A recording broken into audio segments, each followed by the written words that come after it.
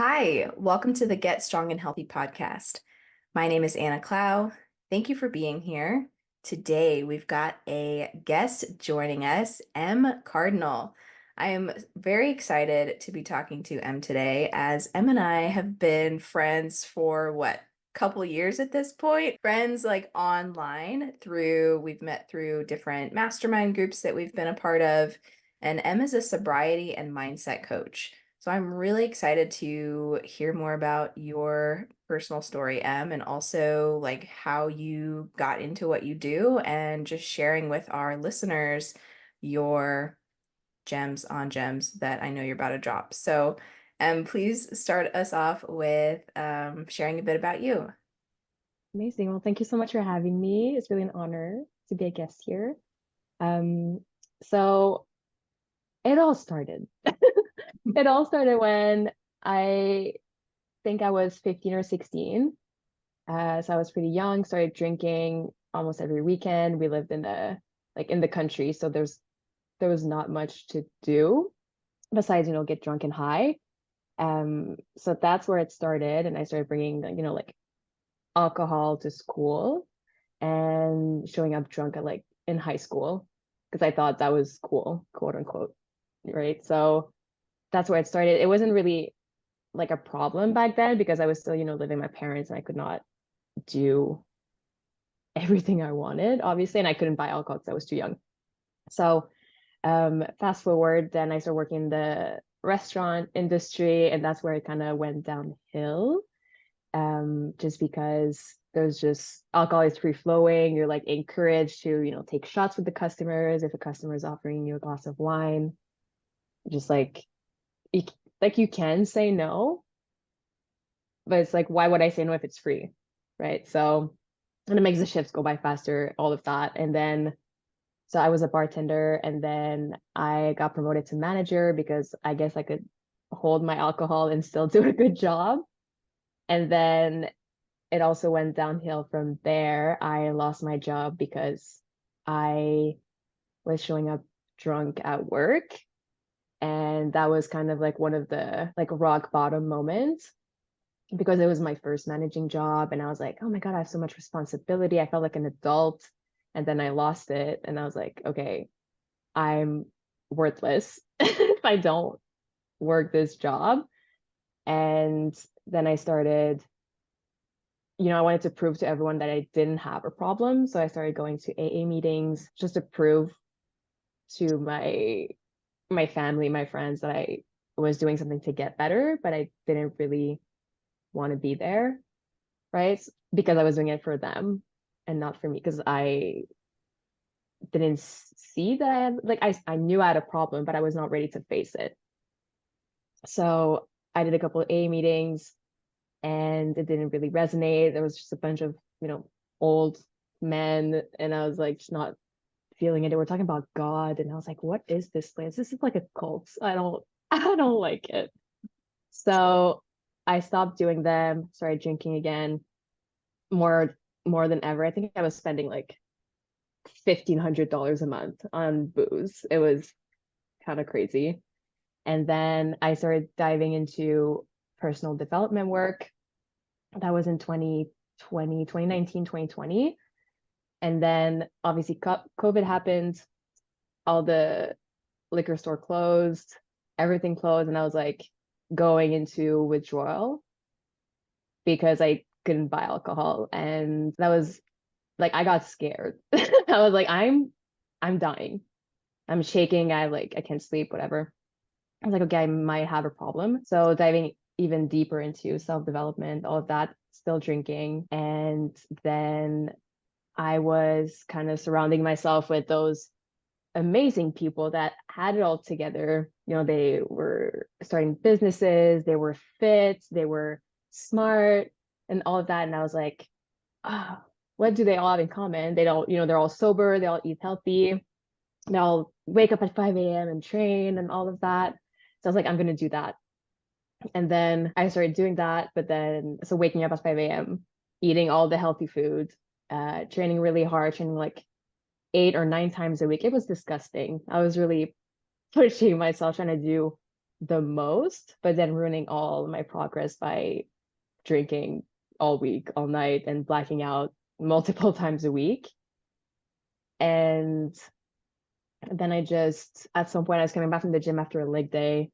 That was last year in April. I was coming back home from the gym after a leg day, and it was a really hard leg day because I was super hangover, and I was trying to like push heavy weights, and like doing all of the things, and I couldn't. I was just feeling nauseous and disgusting. And on my way back home, I just heard like this tiny whisper in my head or in my heart, maybe, that said, you should do a month sober. And I was like, my ego started like, I've never done a month sober. I've been drinking like at least once a week for the past like 10 years. It doesn't make sense. Like, I can't even do this. I don't even have a problem at this point. Like, I'm only drinking like 2 or 3 nights a week, still blacking out, but it was under control, right? So I had this little voice and I was like, okay, maybe I can do it. And then I was like, it was kind of like a challenge to myself because I like a good challenge. So that challenge was to do a month sober. And then I was like, okay, I know that if I do it on my own, no one's gonna hold me accountable. I can just, kind of lie to myself and lie to others and just keep drinking. Like no one's gonna know. So then I posted on my stories and I said, like, hey, I'm doing a month sober. Who wants to join me? Like, drop your name in this box here. And I had like 10 or 15 people reach out saying, like, oh, I'll do it too. I've been, drinking too much. Summer's coming around the corner. I want to lose the beer belly or whatever it was. And I was like, okay, let's be like sober buddies.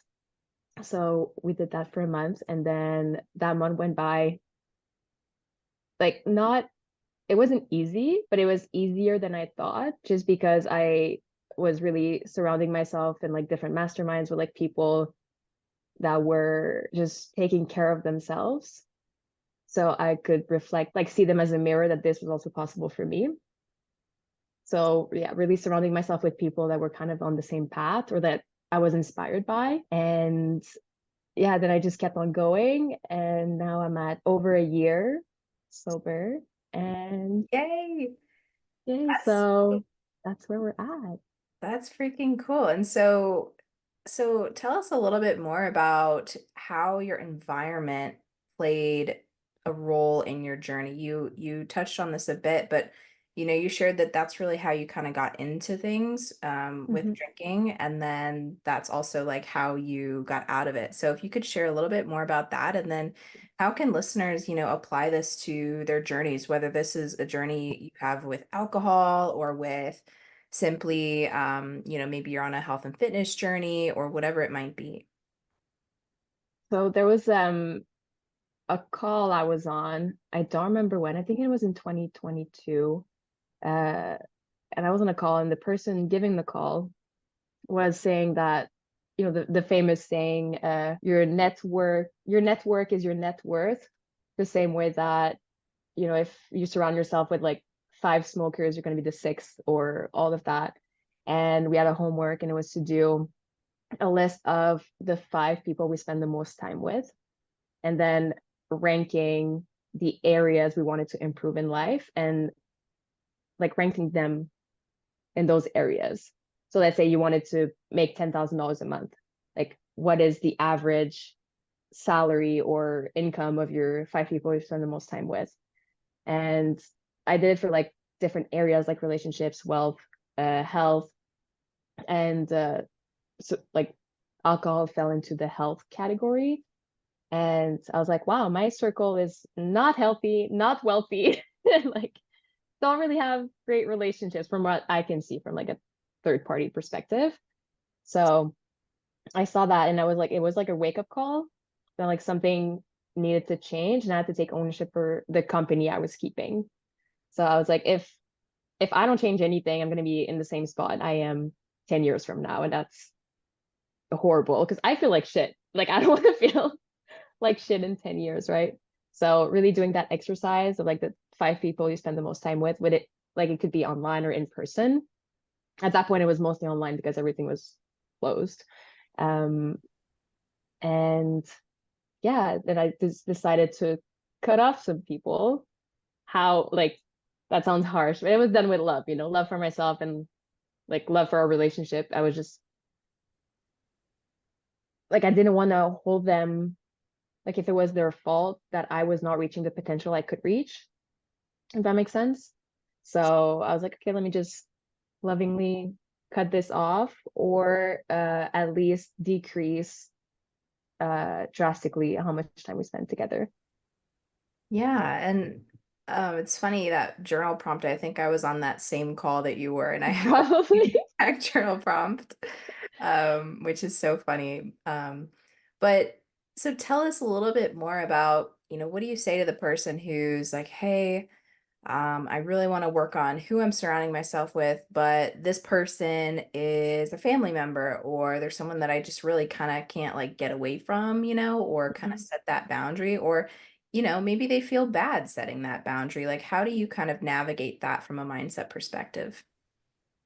I feel like you have to realize that the most important person in your life is you. And the more you allow your energy to go towards these people is less energy you have for yourself. So like just understanding that, and then be mindful of how you want to spend your days, how you want to spend the rest of your life, and have, the courage to do it is also huge, because it is hard to cut off people. Like, let's say it's a family member or whatever, like, you don't necessarily have to cut them off, but you can, you know, tell them that you're not going to necessarily entertain this type of relationship if it continues to go this way. Or if it's, let's say, people that you only see and you go drinking, maybe it's like suggesting different activities that you don't, that doesn't involve drinking. Like, I don't know, like go paint in a park or go rollerblading or like things like that. I feel like we can get really creative into how we want to keep those people in our lives if we really do.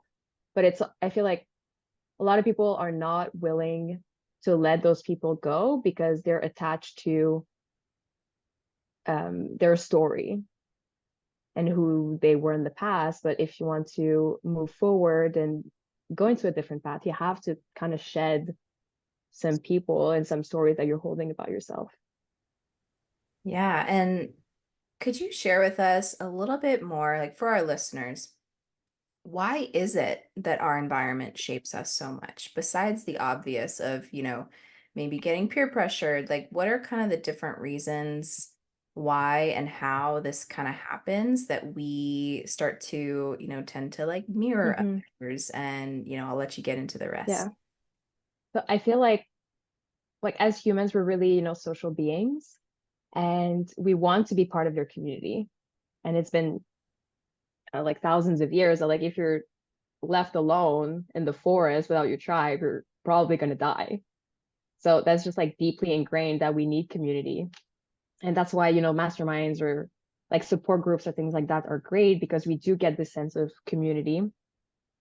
And if I want to touch a bit on why we mirror others, and that's also because if you're different than the community or like the group you surround yourself with, you're just going to be excluded. So that's why we tend to want to mirror others and just, be part of that group, because like I guess our reptilian brains or whatever just think that you're going to die if you're alone. And It helps that's us. why a lot of yeah, exactly. That helps us feel safe and love and all the good things that we want to feel, right? So I feel like a lot of people stay in those communities and in those dynamics that are not serving them, just because they're scared of losing that and not finding it again, that love, that safety. But if you're holding on to those relationships and those dynamics, you're not making room for more aligned relationships and friendships to come into your life, because you're spending all this time and this energy with those people that you don't necessarily want to have long term in your life. That makes sense. Yeah. Yeah, absolutely. And I have like a personal kind of connection to this story is, to me, I kind of parallel this to like binge eating. That's kind of my Hmm. past a little bit. I've struggled with that before. And what I noticed was there was at times I really benefited from removing certain things out of my house. And that would really Mm-hmm. help not having those foods around. And it was kind of, how do you say, not like a detox, but you know what I mean? Mm-hmm. Kind of just Yeah. like getting it out, flushing it out of your life. And then months later, oftentimes I'd be able to go back to that food and be able to eat it with moderation and not have Mm-hmm. this such intense desire to like overdo it. And I've found that when it comes to drinking, I can be around people who are drinking or not drinking, and I feel totally fine being like, yeah, no, I'm choosing not to. And I think that, it's maybe something where like spending a lot of time away from, those situations can probably be a Mm-hmm. beneficial thing. But then when you feel like, it's not so much a problem anymore, maybe you can kind of like reintroduce that and like know that you have that, just that this new identity. And what do you think about that? I feel like there's nuances because I'm in a lot of support groups for women, and we always see the someone that, not always, but it happens often, that we see people that are like, oh, I was, 500 days sober. I thought I was fine. And then I went to a wedding and, I lost control and drank all the things. I thought I could just have like one glass of champagne. And there's like debates within the community of like, um is it a disease? Is it just environmental? I cannot say that. That was so funny. Okay. Environmental. Yes, thank you.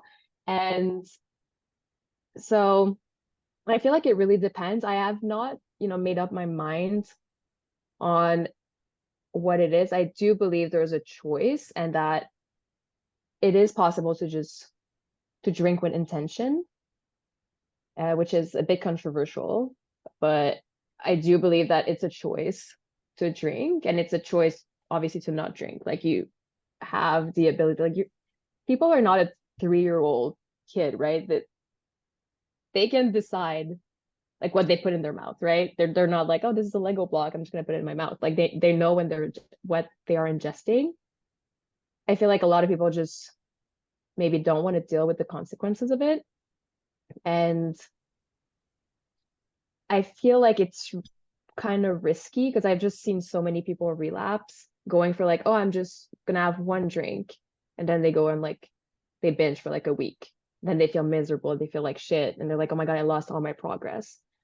And like I also feel like, you didn't lose all that progress. Let's say you were 500 days sober and you relapsed for a week. It's like you still did sobriety for 500 days, which a lot of people, haven't. And you've probably discovered so much about yourself in those 500 days. And I feel like it's really, really tricky to just go back for like one drink and see if it's like possible to drink moderately. But it's just because I've seen so many people relapse. Um, I thought about it myself because yesterday was my birthday. And I was like, I can just have like maybe just like one glass of champagne. And then, my brain was like still thinking like that I'm gonna ruin this like 400 something days that I had. But so I didn't do it because that's just like still the challenge in me that's like you've gone so far. Why would you like quote unquote ruin that progress? So obviously it's different than binge eating. And so I feel like there's no black or white answer. It really depends on, the individual and like how much self-control they have and how much they know themselves and their pattern. And yeah. Does that answer the question? I went on a tangent, but I love it. It's like every situation, whether it comes to like issues with relationship with food, or alcohol, like there is personal nuance here. And that's why it's so Mhm, important to really know yourself and to 100%. really get curious about your, just like you said, like your patterns, what makes you tick, like what, are your coping mechanisms, and like who do you want to be? What do you want this relationship to look like with Mhm, alcohol with food, whatever. And so, I want to take kind of like a little, rewind and really get Yeah. some clarity for our listeners. If you could share with us, why is it important to, maybe get sober or really understand alcohol and kind of what it, does to us and maybe beyond like what everyone sort of like knows. Because I think that there's a lack of awareness around that. Would you agree? 100% lack of awareness, a lack of like the society is really pushing alcohol as like as this fun thing to do. We see like advertising on TV, on billboards, like everywhere. But it's like I don't remember, but it's a carcinogen, like, which is crazy. That it's like advertised like that. I feel like it's the same as cigarettes were back in the days, and like now, everyone like not a lot of people like smoke now, or I don't know, like obviously I don't know the percentage, but I feel like alcohol is having this um the same thing as like cigarettes had, where it's like a lot of people are going sober, a lot of people are like sober curious or doing 30 days sober or like a year, going for mocktails. And I feel, sorry, I kind of lost the question. Like, Repeat that, please. why is it important to get sober and like what are the detrimental effects of alcohol? Because Hmm. really to me, I think of it as like there's no upside to this, other than like Hmm. a temporary maybe like good feeling. There's literally only downsides, and that's kind of what I think to Yeah. myself. And it's just like you said, it's crazy. Just I wanted to share this for our listeners, is I think it's absolutely insane how normalized it is in our society. Yeah. And, it's very socially acceptable. Everyone does it all the time. And so, Hmm. kind of recognizing that it is a carcinogen, which is poison, straight up. Hmm. Straight up. Recognizing that and then the effects that it can have on you, I think is really important. So yeah, like tell us a little bit more, like why is it so beneficial, like from a maybe health standpoint Hmm. and mental standpoint, etc. Okay, perfect. Thank you for repeating. Um, so like we mentioned, it's a carcinogen. It also there's really no upsides besides, that temporary dopamine hit that you get when you start drinking. And it also, like, one of the things that I feel like is not talked about enough is how many people use it to cope. Um, so when, we didn't learn how to, not all of us, but most of us didn't learn how to like express our feelings or like in a healthy way or like feel our feelings. So a lot of us are just like kind of bottling them down, and then they don't know what to do with themselves. So like they drink to numb all of these feelings that they don't know what to do with. Then it's like starts a vicious cycle because it is an addictive substance just because of like the dopamine hit you get. So every time you're gonna feel, let's say every time you feel angry, you drink, but then it's just gonna be, yeah, this vicious cycle. Every time you feel angry, you're just gonna want to drink more and more and more, and then you build a tolerance, and then you drink even more, and then it's going to be like, oh, when I'm sad, sad is kind of close to anger, so I'm going to drink when I'm sad. And there's also, we drink to celebrate, birthdays and parties and like the holidays and whatnot. And then we drink to grieve, we drink when we're sad, and then we end up drinking all the time and not really doing it with intention. And that's what I feel is like the biggest problem is people don't know why they're doing things, like they don't know why they're drinking. Yeah. And that goes from like a lack of self-awareness and a lack of self-knowledge and not necessarily having a deep connection with self.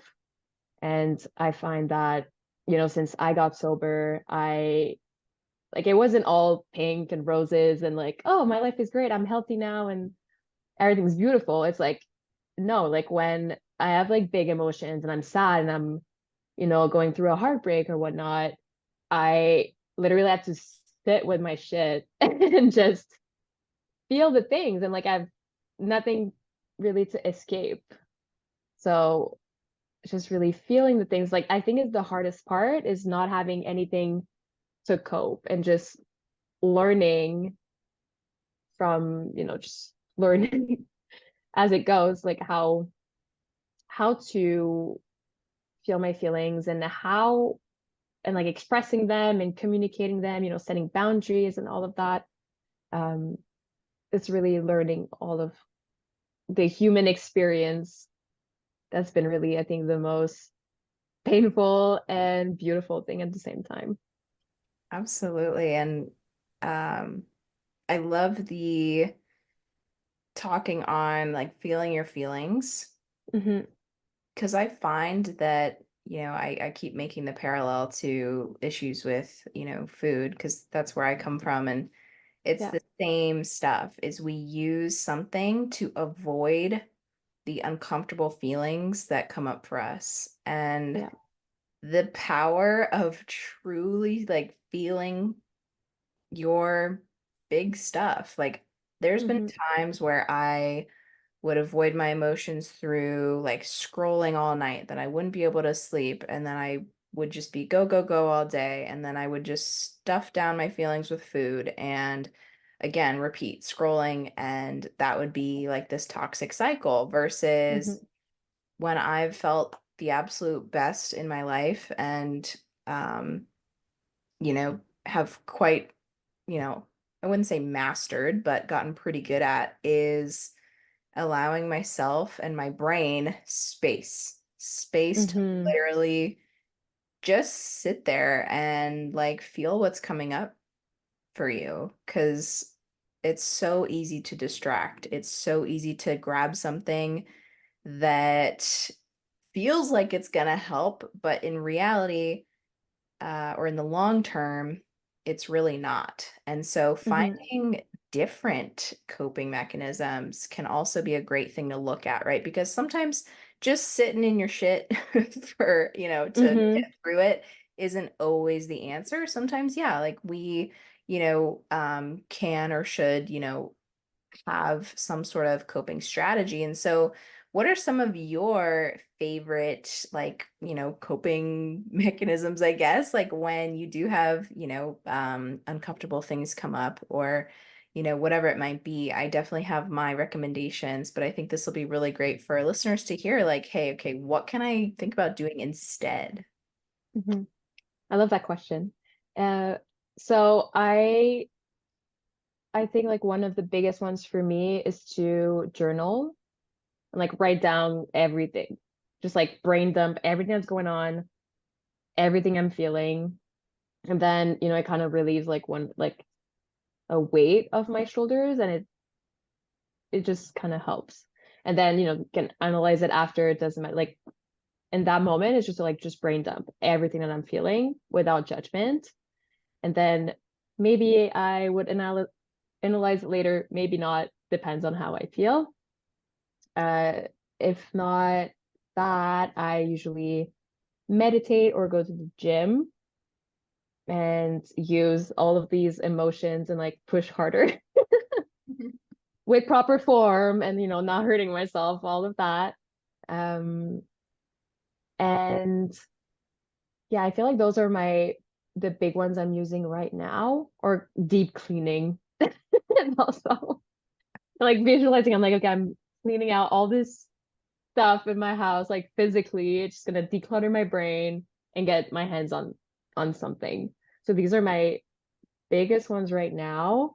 I do get the occasional like I want to just scroll and like doom scroll forever and just like avoid um all of this. And I don't want to clean. I don't want to go to the gym. It's my rest day and like make all of these excuses, but then it's also like witnessing myself think that and trying to get myself out of it. Yeah. So How do you do that? How do you like, witness yourself and then kind of, get yourself out of it? Is that just an awareness thing, or is there any more like skills that you feel like you practice from a mental standpoint that you could share? I feel like it's more of an awareness thing. And then also being brutally honest with yourself that like, wow, I'm doing this thing.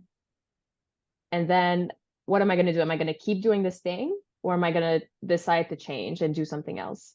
So let's say for scrolling, it's like if I witness that I'm, let's say, scrolling for like 30 minutes and I don't even remember the last two reels I watched or whatever, then like as soon as you witness it, you have the choice to either continue doing it and then that's on you, or change it and also, that's also on you. But then it's really being brutally honest and like taking ownership of I'm doing this thing, I'm aware of I'm doing this thing, and is this going to enrich my life or not, and then you can take the decision. I So love that's kind of how my brain works. yeah. And then when you realize like it's not enriching my life, like I'm going to change it. So that's usually how it's like a little fork, you can decide like choose your own adventure kind of thing. um that's usually how my brain works. I love that. I think of that as well as like Hmm. I kind of think of it like, is this a plus one or is this moving me forward or is Hmm. this habit or behavior like moving me backwards? And when I find myself doing something that does feel like self-destructive in a way, is I try to catch it as quick as I can, Yeah. because I know that, I mean, all of us are habitual beings, but I get very in routine, very habitual Hmm. very quickly. And so recognizing, okay, like this, you know, watching a show at, 3 p.m. when I get a little bit tired and then doing that for too long, like that isn't serving me. And so like what do I actually want to be doing instead? And like what Hmm. would this look like to still give myself rest? Because that's really what I need. It isn't that I need the TV, it's that I need some form of rest and a Yeah. little bit of a break. And getting clear on that and then making that switch, as I think as fast as you can is probably the best way to go about Hmm. it. And this kind of ties everything together, I think, is like getting clear on like what your core needs are in that moment, in this time of your life. Like, what are you needing to attend to? What emotion, what feeling, Hmm. what desire, whatever it is, like what is that thing that you're wanting? And, maybe Hmm. it is safety, and so to feel safe, you do this thing that is like sort of self-destructive, but you go, okay, I don't like this. How can I make myself feel safe through something that's going to really enhance my life? Hmm. I'm curious as to what your coping mechanisms and strategies are. Yeah, I'd love to share. This is a favorite topic of mine. So I mentioned some of my destructive ones in the past, Hmm. scrolling and food, and one of my favorite ones right now, I'm similar to you, is cleaning. I freaking love, I'm organizing my whole entire house. Like, it is such a fun project for me. And um, so I highly recommend that. Not only is it beneficial from an emotional standpoint, but Hmm. physically, you're getting in some movement. Mentally, you're clearing up, your spaces, which just helps enhance your overall mental wellness. So it's Hmm. a really nice thing to, be doing daily, weekly. And then exercise is a huge one. I can't even tell you the impact of exercising versus not. I've had a few weeks, like in the past year, where, I take off of exercise and like towards the end of the week, I'm starting to just have like racing thoughts. I'm feeling Hmm. anxious. And it's not because, oh, I'm not working out, I'm anxious about that. It's I'm literally have all these emotions, I have all these feelings, nothing's like moving through me. I'm not Yeah. changing my state. And so exercise is so, so beneficial for, balancing your chemicals in your brain for, I think of it as like moving stuff through you, Hmm. I just kind of imagine it like that. I'm sure that's a very like non-scientific thing to be saying. Um, I love it. But yeah, like the power of exercise, that's going to be key. So exercise meaning, you could be like weightlifting, you could be training. I train jujitsu, but also walking.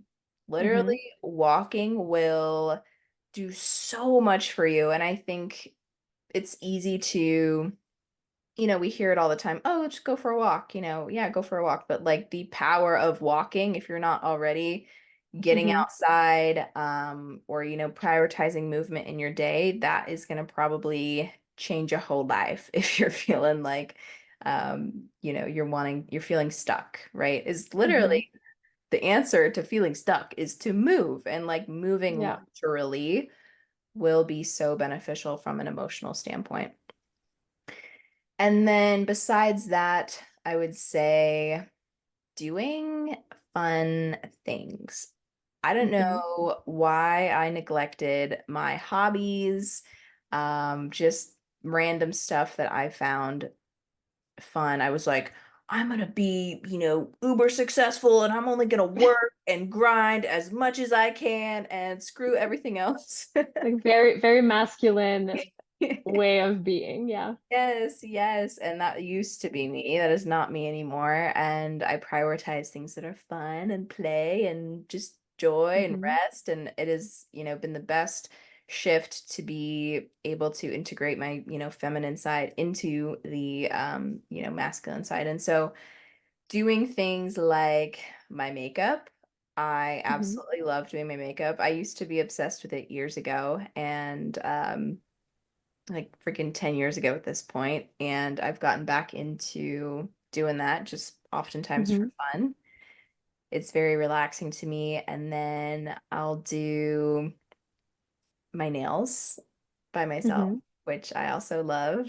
The other day I organized all my jewelry and that was fun. So like random stuff, just doing little things, not, doom scrolling your life away. I think is a message that a lot of people, you know, I think a lot of us start to have this awareness that, oh, we're on our phone too much or we're doing this thing Mm-hmm. that isn't helping us. But it's like, okay, when we're aware of that, why are we not being relentless and like ruthless towards changing this? And I think this segues amazing into kind of the next thing we wanted to talk about is making choices and changes from a place of either self-love, self-respect, Mm-hmm. or like hate. And I would love to hear your perspectives and your experience with this topic. And I definitely have a good bit of experience that I'd love to share as well. So Mm-hmm. share with us, what's your experience with this? Yeah, I can't wait to hear yours. So a lot of like what can I say? When I started going into the gym, that was like I think like 8, 9 years ago. Going, I was following Katie Earn, and I was like, I want a body like this, and and I was like, I'm gonna do like booty exercises and all that. But that was from a place of I want to be like someone else, and not I want to take care of the body I have. So going into the gym and like training and eating, all of that was very restrictive. So a lot of, killing myself on the Stairmaster and, eating salads and cucumber. There's nothing wrong with cucumbers, but like I saw a memory pop up on, my pictures on my phone, and it was a meal from I think 2015, and it was like egg whites with cucumber. And that was like my breakfast. And I was like, oh my God, where's where's the fat? Eating like a bunny You know, rabbit. it was horrible. And then that led me into like a rabbit hole of looking at like my logs from like my fitness pal from 2015, where I was eating like 900, 1200 calories a day. Um, don't recommend. And then I was looking at pictures, and I was still like 140 pounds, which I'm 5'3". And anyway, so I was overweight, according to like the standards. And I was looking at pictures, and I was like, wow, you can. And even like my check-in pictures with my coach, you could see like in my face that I was totally miserable. And I feel like that's because I was working out because I was wanting to be someone I was not, and I was trying to change my body from a place of hate because I wanted to make myself smaller. I wanted to lose the weight. I was very much seeking validation from the external. Like I wanted to be pretty, I wanted to be thin and all of this. And then so my relationship with the gym was not the best. It was really like a chore to get to the gym. It was a chore to eat. I got I was I developed a eating disorder where I was purging. It was it was a nasty time. And then when I started to do like the work on myself and actually loving myself, I was like, oh, I'm gonna go to the gym because I want to take care of that vessel and I want to take care of my body. And it's like it's been supporting me for like 26 plus years at that point. And I was like, I need to take care of it because I'm just destroying it. And then when I started doing it out of love for myself and out of love for my body, trainings became easy. I could, push heavier. I was making time for the gym and I was like excited to go. And even just food was like tracking was also fun because I wasn't ashamed of like tracking a tablespoon of olive oil. So just really changing that relationship with myself first really had repercussions on how my training went and my relationship with food and all of that. So it's been really fun journey. I love that. If you could put it like into words, how did you make that shift from going from doing things from a place of hate versus now love? I feel like it was really like it didn't happen overnight, right? It's like a constant really work on myself, but it really started with like showing myself the love I wish I had when I was younger. So like, I did the test online, like what are your love languages thing. And mine were acts of service and words of affirmation. So I was like, okay, I'm gonna do words of affirmation. So, every time like I would wake up, like as soon as I would be awake, you're in those fed up brain waves, so your brain is highly suggestible. So I was like, okay, I'm safe, I'm loved, you are beautiful, like I am beautiful, like all of these things, like truly trying to ingrain in my brain. And acts of service was just doing things for myself because like getting my nails done, getting a haircut, getting my eyebrows threaded. um so really doing these little things that I was not doing. And like it was like a vicious cycle. Like I was not doing the things that made me feel good because I didn't feel good. So I was like, okay, I'm gonna start incorporating these things. And then by taking action, it kind of just became, if that makes sense. Yeah, So absolutely. I that's love that. how it happened. Yeah. It sounds like almost like a snowball effect. Hmm. You start to take different actions, you start to say different things to yourself, and then that over time is what begins to amplify. And I talk about that all the Yeah. time when it comes to your actions on your health and fitness journey. So really, really powerful stuff here. I'd love to share a little bit about Please. you're so sweet. About, my perspective here is this, like you, it sounds like this is really what made all the difference for me in my journey is Mhm. when I began to take a breather on my journey and be like, all right, why am I doing this? And before it was a place of, didn't feel like enough. I didn't like how I looked. I, was frustrated with how I was taking action or not taking action. And finally got to a place where like all the like white knuckling it is how I like to describe it. Hmm. All the white knuckling, all of the like trying to like brutally force my way through to like getting these results and like finally being happy wasn't Yeah. working. I realized, okay, um, being happy, being, loving myself isn't a destination. And that's actually what has to happen Mm. first for me to see the changes and the results that I wish to see. And, this wasn't like this, like all of a sudden come to Jesus realization moment.